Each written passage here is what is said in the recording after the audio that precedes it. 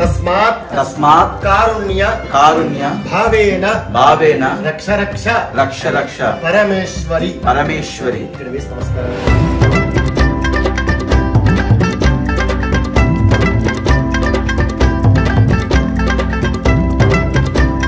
సరే మీకు విఘ్నేశ్వరాధిపత్యం తెలుసు, గణపతి ఎలా ఉద్భవించాడు ఏంటి అనేది మీకు తెలుసు.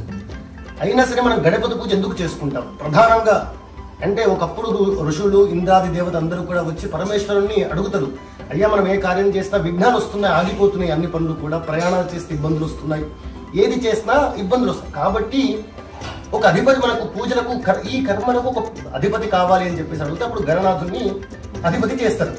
సరే ఇంతవరకు ఓకే, మరి గణపతికి పూజ చేస్తే ఏమవుతుంది? ఫస్ట్ అది తెలుసుకోవాలి. పూజ చేస్తున్నాం, వచ్చారు పంతులు గారు వచ్చారు, పూజ చెప్పారు, వెళ్ళిపోయారు కాదు.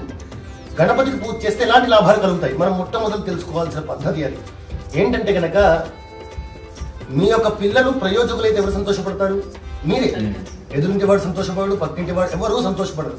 కేవలం నిస్వార్థంగా పిల్లల నుంచి ఏమీ ఆశించకుండా సంతోషపడే తల్లిదండ్రులు మాత్రమే. వాడు సంపాదిస్తాడా, బాగుపడతాడా అని తర్వాత ఏ ఉన్నా లేకపోయినా తల్లి మాత్రం ఎప్పటికీ ప్రేమగా చూసుకుంటుంది.